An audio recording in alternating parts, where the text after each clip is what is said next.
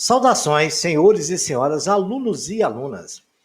Este é o segundo capítulo do nosso videolivro do sexto ano. Espero que os senhores gostem, que tirem bastante proveito deste livro. A gente vai publicar mais capítulos até totalizar todo o conteúdo do sexto ano de matemática, dentro da norma da Base Nacional Comum Curricular. Espero que gostem. Então, vamos até iniciar e bons estudos. A gente vai começar falando hoje dos sólidos geométricos. A gente pode definir que são formas geométricas tridimensionais formadas por paredes bidimensionais.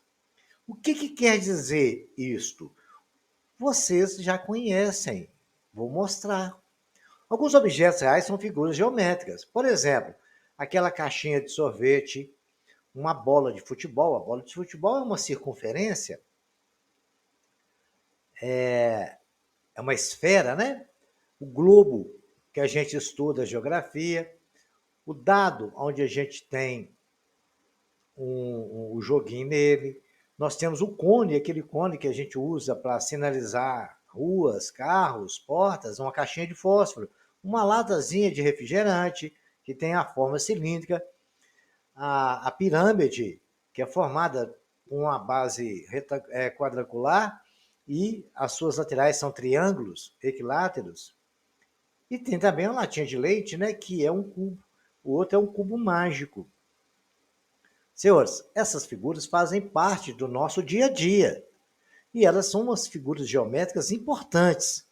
Elas podem ser chamadas de algumas formas que a gente vai estudar. Os poliedros são sólidos geométricos limitados somente por superfícies planas. Então, quando é um poliedro, a gente fala que é um sólido geométrico limitado por superfícies planas. Olha lá, aquela pirâmide ali, a base é um triângulo e as laterais são triângulos. Esse segundo exemplo, ele é um pentágono de base e tem retângulos nas suas faces. E o cubo também é formado por retângulos em todas as suas faces. E a base também. Então, esses são poliedros, onde as superfícies são planas. Então, se falou que tiver uma curva ou uma circunferência, ele não é um poliedro, tá certo? Os sólidos geométricos não poliedros têm alguma superfície curva. Olha o cone, ele tem até um triângulo nele que forma ele, mas a base dele é uma circunferência. O cilindro também tem duas circunferências na base. A esfera já é uma soma de circunferências. O tronco do cone também, a base dele e a parte superior tem circunferência. Então, para ser um poliedro, não pode ter nada curvo nele, ok, senhores? Agora vejamos aqui a classificação de prisma e pirâmides. Os prismas são poliedros em que as suas bases são geometricamente iguais e paralelas. As suas faces laterais são paralelogramos, quadrados ou retângulos. Então a gente chama-se essas figuras que são chamadas de prismas, são poliedros aonde as suas bases são geometricamente iguais e paralelas. Por exemplo, continuando então aqui, ficar bem fixado para vocês. Os prismas são poliedros, suas bases são iguais e paralelas, geometricamente. Essa forma aqui, olha, nós temos aqui esse primeiro prisma, que a base dele é um triângulo equilátero. O segundo, a base dele é um retângulo. De todos os lados são iguais. E o do pentágono, que tem 5 lados, mas todos os lados são iguais. Os polígonos são linhas fechadas formadas apenas por segmentos de retas que não se cruzam, a não ser em suas extremidades. Esses segmentos de retas nos polígonos são chamados de lados. Assim, outra definição mais comum que a primeira é a seguinte: polígonos são figuras geométricas inteiramente formadas por lados. Polígonos não têm formato arredondado. Os rapazes ali estão avisando para a gente, tomar cuidado com isso. Formato arredondado não é um polígono, ok? Agora, a gente vai analisar esses objetos reais do primeiro slide. São figuras geométricas espaciais, são aquelas que têm 3 dimensões: comprimento, altura e largura. Essas figuras são divididas em 2 grupos: os corpos redondos delimitados por alguma superfície arredondada e os poliedros, superfície delimitada por figuras geometricamente planas. É muito simples o que é arredondado e o que é o poliedro, que tem a figura plana, delimitado por superfícies e figuras planas. Os senhores vão entender o que eu estou querendo dizer agora. Olha só. Nós conhecemos o círculo, são figuras planas. A circunferência, o quadrado, o triângulo, o retângulo, o losango, pentágono, hexágono e poliedro. Essas são superfícies planas. Conhecemos como figura plana qualquer figura que possui 2 dimensões. Estamos cercados de figuras planas como quadrados, círculos, triângulos e outras formas. Figuras planas apresentam 2 dimensões. Vou deixar para os senhores tudo o que foi explicado nesses próximos slides, exercícios para os senhores pesquisarem e fixarem o que nós discutimos, ok? Tem aqui algumas perguntas. Vivemos num mundo cercado de geométrico, a superfície com figuras planas e figuras espaciais. Das alternativas a seguir, marque aquela que corresponde a uma figura espacial. Vocês dão uma olhada no slide anterior e respondam essa pergunta, essa outra também que eu estou mandando analisar, essa aqui também sobre figuras geométricas planas, sobre qual é a alternativa que está correta. Os senhores vão ler pacientemente para os senhores tentar compreender tudo o que eu expliquei. Todas essas questões é possível de se resolver. Essa questão é uma questão que caiu no Enem para a pessoa descobrir qual que era a embalagem do cilindro. Né? Inovar as embalagens, decidiu fazer várias caixas diferentes, formatos. Das imagens apresentadas, as aplicações dessas caixas.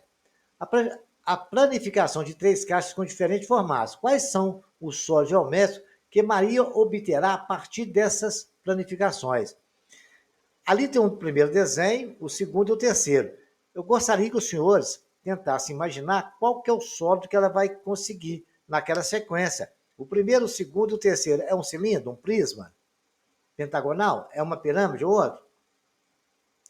A sugestão que eu dou para os senhores entenderem melhor isso aí, vocês vão pegar um pedaço de cartolina, pegar a régua, desenhar igual está lá, fazer tudo direitinho, vão precisar de compasso e uma régua. Desenho, tento dobrar isso para os senhores entenderem qual a figura que vai chegar. É uma maneira dos senhores aprenderem, ok? Agora a gente vai fazer um estudo da representação de ponto, reta e plano. Um ponto é representado por uma letra maiúscula do alfabeto latino. A, B, C, D, E, F. Uma reta é denotada por uma letra minúscula do alfabeto latino. R minúsculo, S, o que vocês acharem menor. E um plano é representado por uma letra grega maiúscula, alfa, beta, gama, fi, uma série de letras que tem aí. Na figura temos um plano cartesiano, também chamado de sistema cartesiano ortogonal, ou um plano coordenado. É um sistema de coordenadas constituído por 2 eixos perpendiculares. Isso significa que no ponto onde essas 2 retas se cruzam é o ponto de interseção. Forma-se um ângulo de 90 graus ali. Um ângulo reto, porque o ângulo de 90 graus é um ângulo reto. O eixo horizontal é chamado de eixo das abscissas, x, e já o vertical é chamado de eixo das ordenadas, y.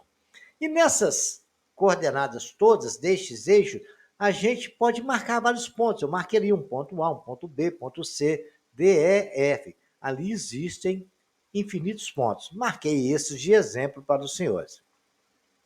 Agora, a gente vai analisar a reta nesse plano.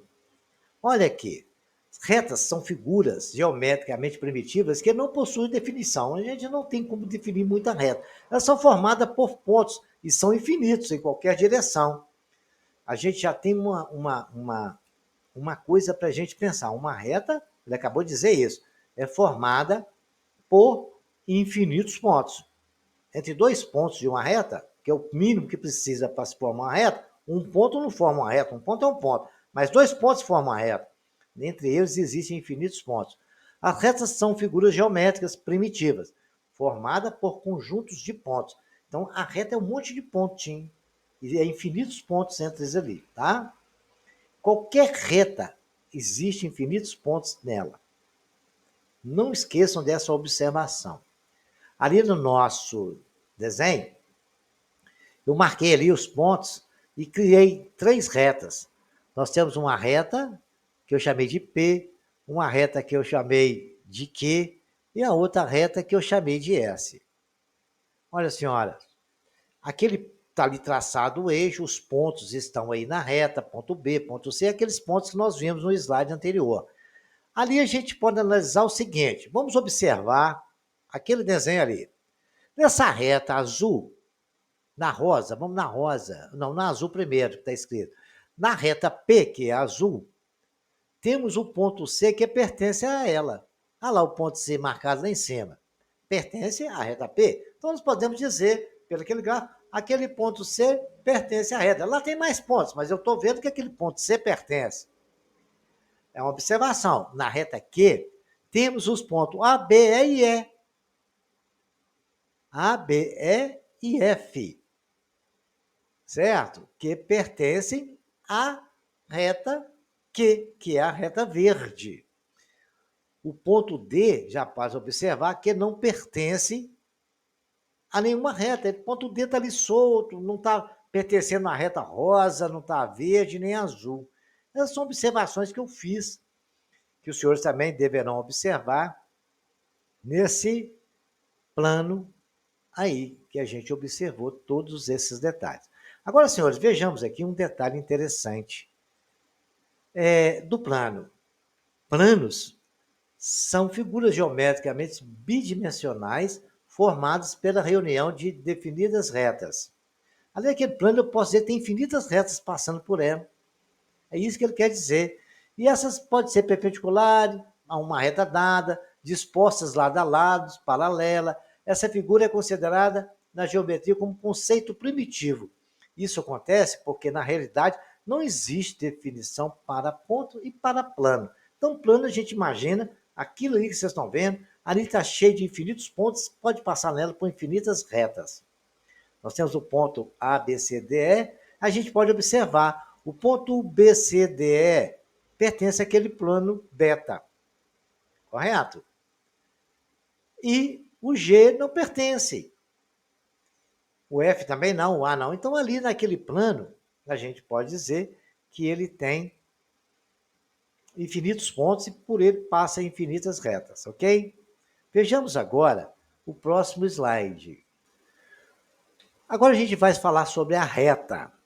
Retas concorrentes são retas que têm um ponto em comum. Elas se cruzam em algum ponto. As retas perpendiculares são retas concorrentes que não formam entre si, que elas formam entre si um ângulo reto. Um ângulo reto é um ângulo de 90 graus, né? As retas reversas são retas que não têm interseção entre elas e que não são paralelas. Então, as retas reversas são retas que não têm interseção entre elas e que não são paralelas. Quer dizer o seguinte, as paralelas não se encontram, então tem interseção. O que é reta que a gente pode ser reversa? É quando uma vai para um lado e a outra vai para o outro. Agora vamos dizer lá, o exemplo de retas concorrentes. Está lá, reta R e S se cruzar num ponto. Paralelas, a U e V não cruzam. Retas coincidentes, a e a B, todos os pontos delas são iguais. E perpendicular é aquela que forma um ângulo de 90 graus.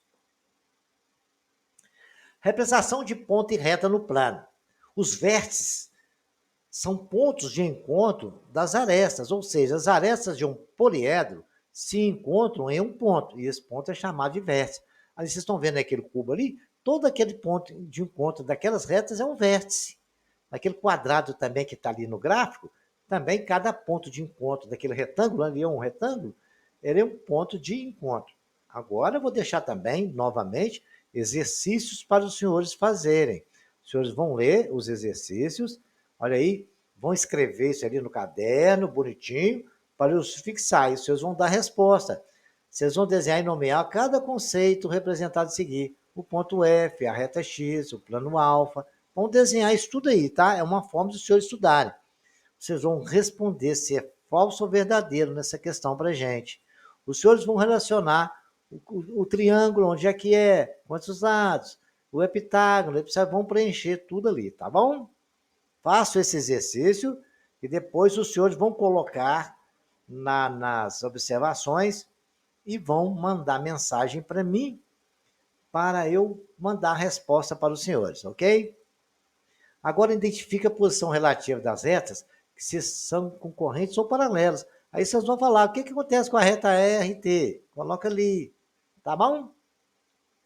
Então agora a gente vai começar a fazer um novo estudo da semirreta, do segmento de reta e ângulo. Considere esta uma representação de uma reta R num plano beta, e que passa por um ponto O, que é chamado de origem. Está ali a reta, passando por um ponto O. Muito bem. Cada uma das partes dessa reta, de verde, que está aí, já no segundo desenho, e azul, ambas incluindo o ponto O, é uma semirreta. O que eu posso dizer? Na verde eu tenho a semirreta OA, OB. Do outro lado é outra semirreta. Então tem a semirreta verde e a semirreta azul. Ok, senhores? Isso está classificado da seguinte forma aqui agora. As semirretas verde e azul são semirretas opostas. O ponto O é a origem da semirreta verde e é também a origem da semirreta azul. Se uma reta, um ponto, determina duas semirretas, esse ponto é a origem de ambas as semirretas. Ok, senhores? Se tem um ponto ali, o O, ele é semirreta, ele definiu a origem da semirreta azul como a origem da semirreta verde. Simples assim. E pode ser representado graficamente dessa forma. Agora considere as retas representadas. A seguinte passa pelos pontos OA e OB. Podemos indicar por OA semirreta de origem O, que passa pelo ponto A. OB semirreta de origem O, que passa pelo ponto B.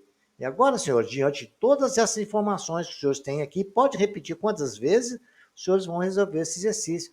Associar corretamente a B, qual que é o AB, o BA, e vão vendo aí. O 2 também, considerando as figuras abaixo, escreva quantos segmentos há entre eles. E aí vão pensando dentro das informações que eu passei para os senhores. Temos também esse aqui, o exercício 5, os símbolos A, BA denotam a mesma semirreta porque respondam de acordo com tudo que eu passei para vocês aí. Tá? Tem esse outro slide também que é exercício. E agora, senhores, depois que os senhores entenderem, resolverem bem esses exercícios, né, que não está muito difícil, os senhores pesquisam, olhem, e depois, se os senhores não tiverem a oportunidade de deixar para mim, mandar mensagem para os senhores da solução disso aí, peça ao professor do senhor para resolver em sala de aula, tá bom? Agora a gente vai estudar um ângulo. Ângulo, a ideia de ângulo. Em cada uma das imagens a seguir, encontramos um elemento que nos transmite a ideia de uma figura geométrica chamada ângulo. Olha lá, o ponteiro de hora do relógio. Entre os dois ponteiros existe uma abertura, aquilo é um ângulo. As pernas de um bailarino, lá, entre as pernas deles existe uma abertura. A abertura de um compasso, isso nos lembra ângulo. E dessa forma, a gente pode começar a pensar o que é um ângulo e começar a escrever sobre ele. Vamos ver o que acontece? Analise a figura formada pelas semirretas OA e OB. OA e OB está aí no desenho. O ponto O é a origem da semirreta OA. E é também a origem da semirreta OB. Olha lá, todas as semirretas começam no ponto O, unidas formam um ângulo. E o ângulo entre elas é o ângulo AOB. é aquela abertura que nós está compreendendo entre o ponto A, ponto B e a origem, que é o O. Esse ângulo é formado por todos os pontos da semirreta OA e OB. A união de duas semirretas de uma mesma origem é um ângulo. Origina-se um ângulo, tá bom? E a gente pode começar a classificar esses ângulos. Vejamos aqui. Dizemos que o ponto O é o vértice do ângulo AOB. E as semirretas OA e OB são os lados do ângulo AOB. Confira seguir mais alguns exemplos de ângulo. Olha lá. O ângulo CDF ou FDC, o vértice é o D. Lados DC e DF. Aí temos outro ângulo, RST ou PSR, tanto faz. Vértice é o S, vértice é o que está no centro, fica no centro. Os lados são SR e ST. É simples assim. Agora a gente vai entender como é que a gente faz uma medida de um ângulo. Olha aqui. A medida da abertura de um ângulo, nós vamos aprender a medir a abertura dos ângulos, sabendo que o grau é a unidade padrão de medida. A abertura do ângulo. Aquela abertura tem uma medida, a gente mede em grau. Se os senhores já sabem que a circunferência tem 360 graus, né? Aí imagina, cada parte dela tem um pouco de grau. Aqui nesse exemplo de desenho nosso, a gente vai ver a metade de uma circunferência, que é 180. Vamos aprender a medir a abertura dos ângulos, sabendo que o grau é a unidade padrão de medida, abertura de ângulo. Quando duas semirretas de uma mesma origem, o A e o B, são coincidentes, têm todos os pontos em comum. Dizemos que elas formam um ângulo nulo, ou seja, um ângulo de medida 0 graus. Temos 0 grau. Esse O ao B é uma reta. Quando não tem nada, é 0 graus, certo? Não tem nada, é 0 graus. A medida da abertura do ângulo AOB é igual a zero. Indicamos por medida AOB. A circunferência sempre começa no ângulo zero, o 2π, ou no 360 graus. A única grandeza associada a ângulo é a abertura. Para simplificar a linguagem em vez de nos refletir a medida da abertura de ângulo, escrevemos apenas medida do ângulo. Não é escrever abertura de ângulo, a medida do ângulo. Acabou, fim de papo, a abertura do ângulo é... Não, a medida do ângulo é 30 graus. O ângulo raso é formado por duas semirretas e opostas, e ele tem 180 graus. O ângulo reto tem 90, e ele é metade do ângulo raso. Cada grau corresponde a 1 sobre 180 de abertura desse ângulo. A seguir temos o ângulo COD, que é a metade de uma circunferência, que é um exemplo de ângulo raso. Ângulo raso. Falou ângulo raso, 180 graus. Ângulo reto, 90 graus. Está aí o exemplo de verde. O ângulo reto está de azulzinho no meio, aquela representa que ali tem 90 graus, aquele quadradinho com a bolinha no centro representa que tem 90 graus. E ela é metade, né, do ângulo raso. Está ali o desenho que nos deixa medir. Como é que a gente faz para medir ângulo? Você sabe? Sabe? O senhor tem transferidor aí? Transferidor, então peço o papai de vocês para comprar, que a gente vai precisar para poder medir ângulo, hein? Para ter exercício disso aí. Olha, para a gente medir ângulo, a gente usa esse instrumento aí, ó, que é um transferidor, bonitinho, verdinho, bonitinho. Aí, para medir os ângulos, podemos usar um instrumento chamado transferidor. Ele é dividido em graus, aqueles risquinhos ali, ó, é igual metro, só que a divisão dele é grau. Assim medimos um ângulo lá, tem um ângulo A ou B, olha lá, a gente mediu ali, ó, começa do zero, tem ali no centro onde faz 90 graus, a gente vai medindo. Passa para lá, se para lá passar de 90 é um nome, depois passa outro. Quer ver como é que a gente faz, passo a passo, para medir um ângulo? Pega o transferidor e vai acompanhando a minha explicação. Primeiro, o centro do transferidor tá ali, ele vem com o centro ali, escrito zero, um risquinho ali, tá? Todos vêm. Tem que coincidir com o vértice do ângulo. Vocês têm que colocar no vértice. Acabou. A semirreta OA, no caso nosso aqui, deve passar pelo zero do transferidor. Fazemos a leitura da medida do ângulo indicada pela marca do transferidor, que passa pela semirreta OB. certo? Vejamos aí. No exemplo, AOB mede 45 graus. A gente vai ver esse exemplo daqui a pouco, tá? Mede 45 graus. A medição de um ângulo pode ser realizada em qualquer um dos lados do transferidor, desde que sejam sempre seguidos os passos indicados. Tá certo? Então vejamos aqui. Olha aqui, você colocou no centro ali, tá ali o ponto D. Vamos lá, essa é a primeira figura. No ponto D, certo? COD. Colocou na origem do ângulo o transferidor, centro dele. Aí a outra parte está na primeira parte do OC, a parte reta dele. Aí a gente vai marcar no papel o ponto ali e ver que número que está ali. Aquele número é 30 graus. Esse outro aqui, ó, passou de lá, ele colocou em cima do OP, mediu, viu 155 graus. Esse exemplo de 45 graus, ele está falando aqui, ó. Tá vendo aqui, ó? A medida do ângulo. Desse aqui é um ângulo reto, né? ROS. Olha aqui, 90 graus, vocês podem ver. Colocou na origem, depois foi na reta, aí vê onde que a R deu exatamente no 90 graus. E esse outro ângulo aqui, ele é como é as duas semi-retas, ele é 180 graus. Não precisava nem medir, né? Ok, senhores? Então, só colocar lá no centro e medir. Vocês pegam um transferidor, vai seguindo a minha explicação, que vocês não vão errar nunca. Após conhecer como medir os ângulos usando o transferidor, vamos aprender a construir. Como exemplo, acompanhe a construção de um ângulo que mede 60 graus, atualizando um transferidor, né? Utilizando o transferidor. Passamos uma semi-reta OA. Cheguei no caderno, risquei uma semi-reta OA, como está aí. Lá na semi-reta, eu coloquei na origem a origem da semi-reta. Lá no transferidor tem um ponto central dele, coloquei na origem da semi-reta, no ponto O. Ficou A. Aí, depois eu fui lá no ponto B, que eu queria com 60 graus, tá lá o dedinho batendo lá no 60, tá vendo? Marquei um pontinho ali.